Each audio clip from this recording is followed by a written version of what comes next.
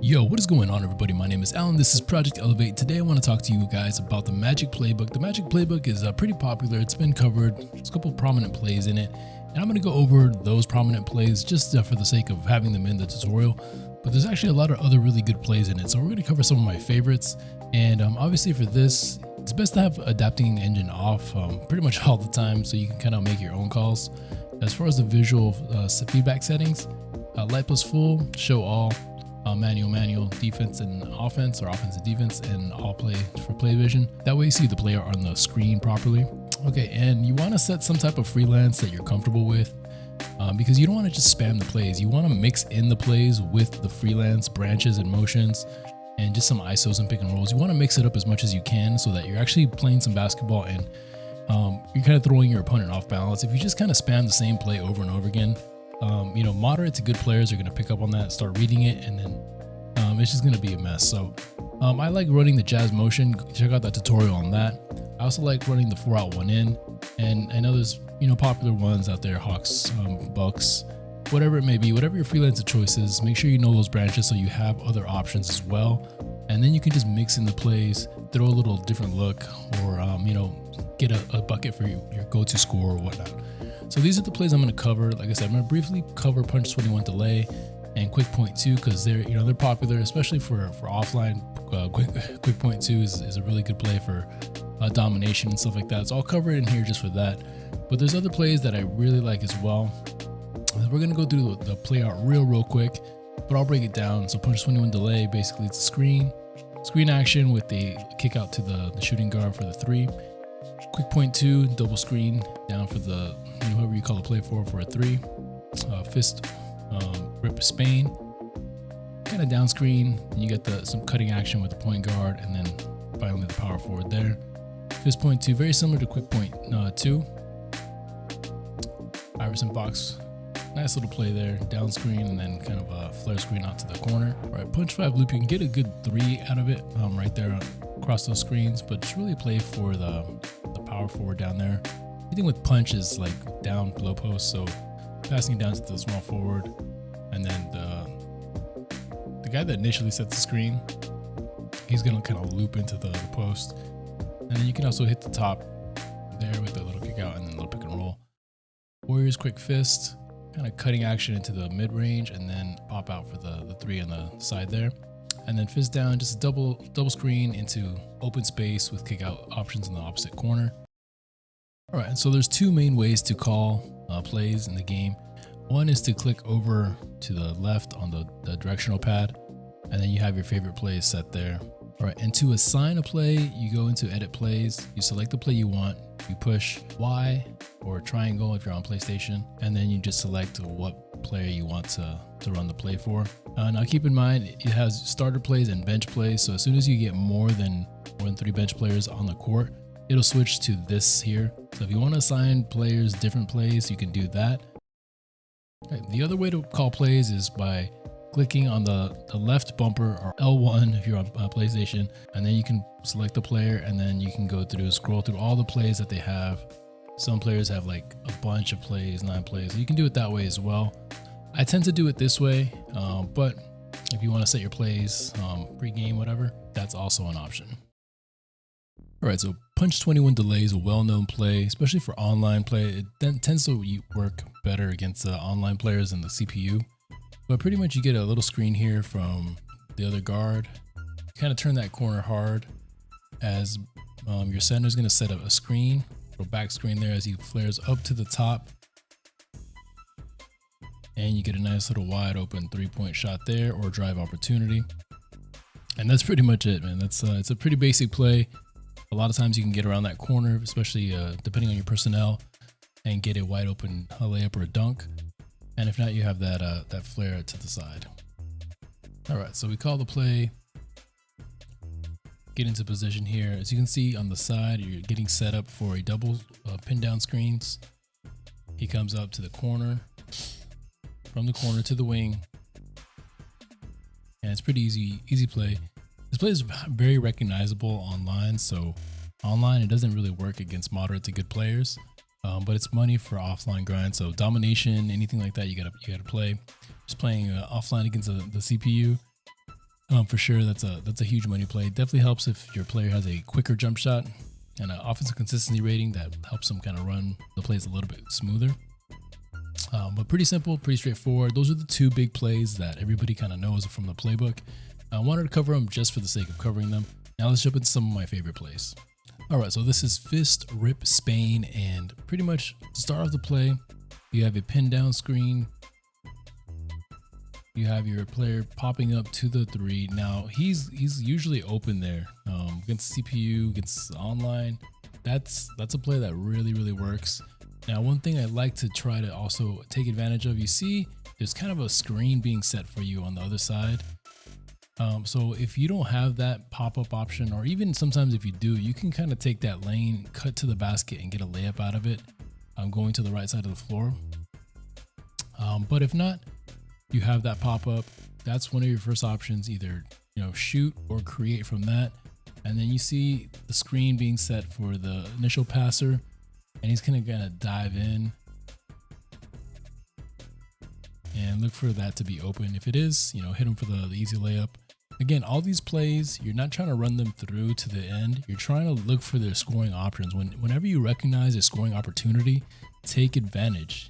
Break the play if need be, and just get that bucket. It's all meant to put you in positions to score, positions to create mismatches. So take advantage of those situations and know your options, so that you're not looking just at the play art, but you're looking at the off-screen option, the secondary option, the branches that are in there that aren't part of the main play. That's important to kind of like understand, become kind of aware of, and then utilize those tools. All right, so here we are back again. Fist Rip Spain, one of my favorite plays in the Magic Playbook. You have your pop-up. Again, that's wide open. You see how wide open that is. So that's option one. If not, you have the back pick there. You got the cutting player to the basket. That's usually not too open, but if you have a good, finisher making that initial pass, you can look for the alley-oop there maybe.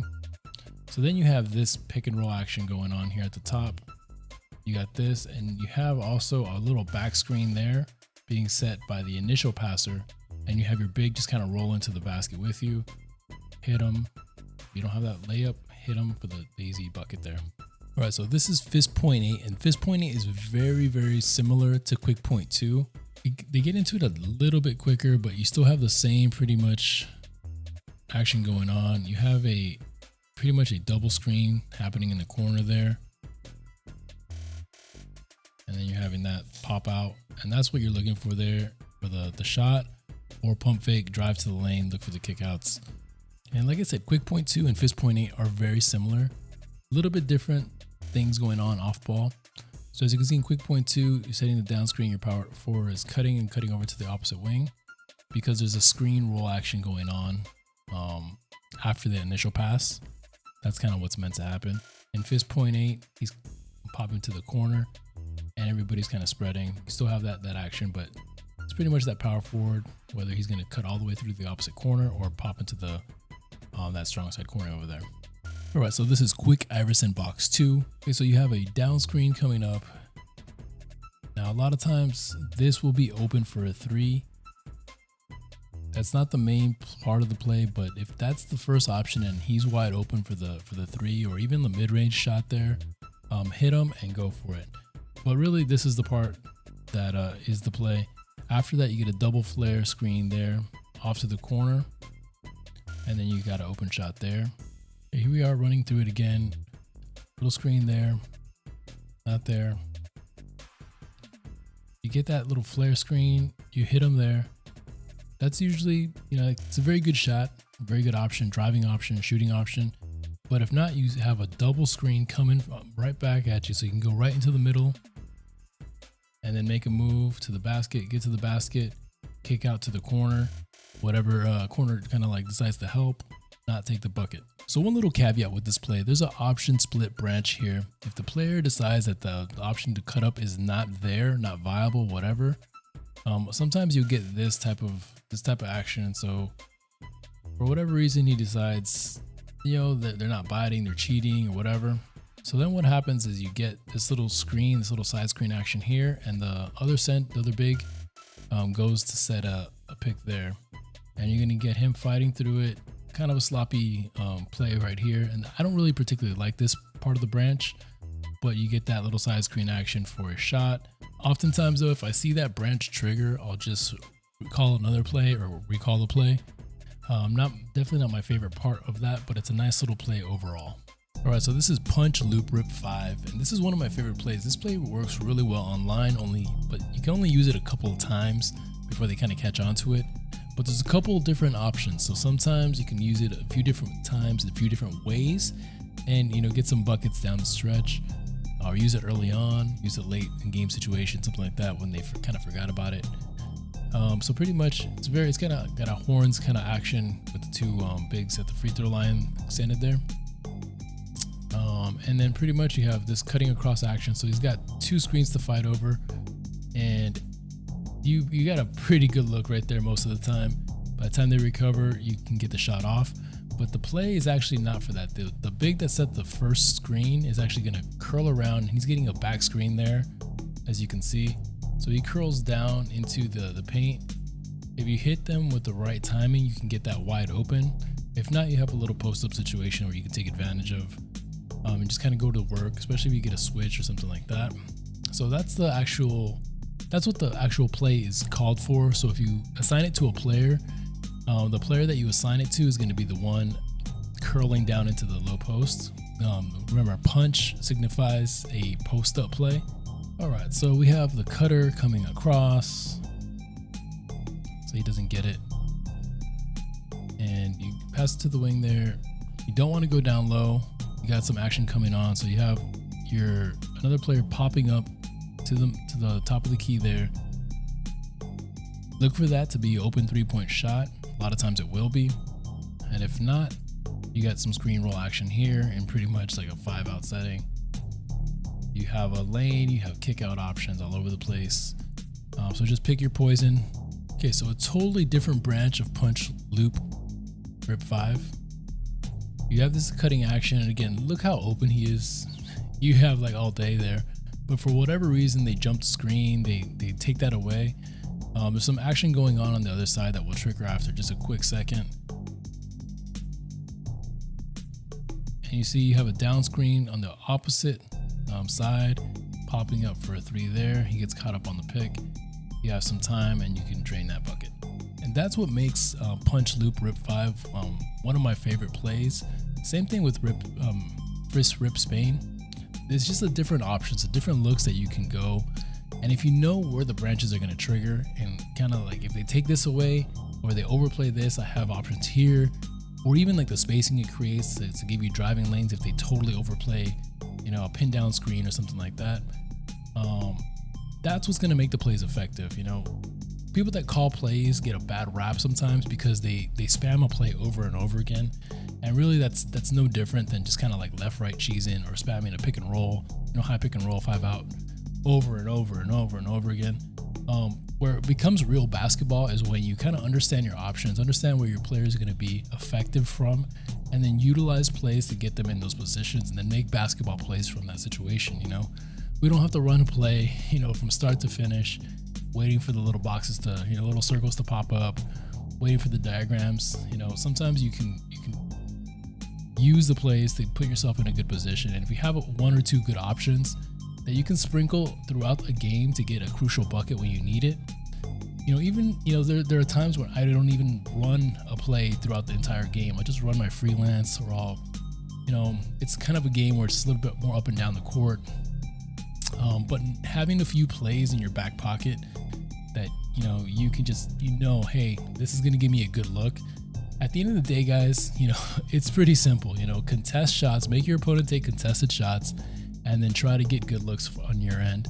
And, you know, over the course of a game, that's going to pay in dividends. So hopefully this, all right guys, so this is fist 19 down, and this is a very simple play, but some nice options off of it here. So you're going to set it, and you're going to get basically you're going to come here to the wing, and you're going to get a double pick. And at the same time, on the other side, the opposite side, you're getting a down screen for one of your guards. So he's popping up as you're coming across the double screens there. So a lot of times he's going to be open there. So you can hit them if you want. If not, you just get down into the post, And again, you're just going to have defenses scrambling, so you're going to have a lot of kick out options.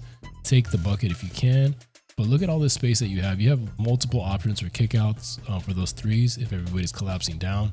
And if they're playing tight on you, then you're going to have a wide open drive to the lane. So pretty simple play, but very effective mixing. All right, so this is quick warrior fist.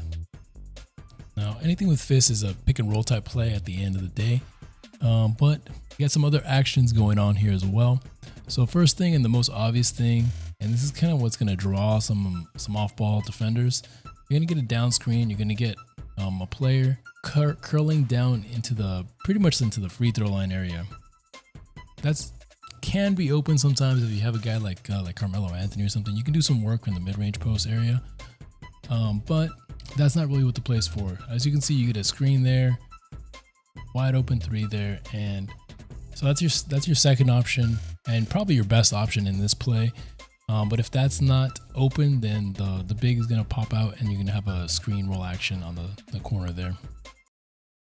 All right, guys, so I hope that helps you out. Hopefully you get some of these plays under your belt and utilize some of the different options to make, basketball decisions, basketball plays, and get some easy buckets in crucial situations. Appreciate all the support I've been getting on the videos lately. So make sure you drop a like, subscribe if you want to see more content like this. My name is Alan. This is Project Elevate. Until next time, elevate your grind, your game, yourselves, and each other. Peace.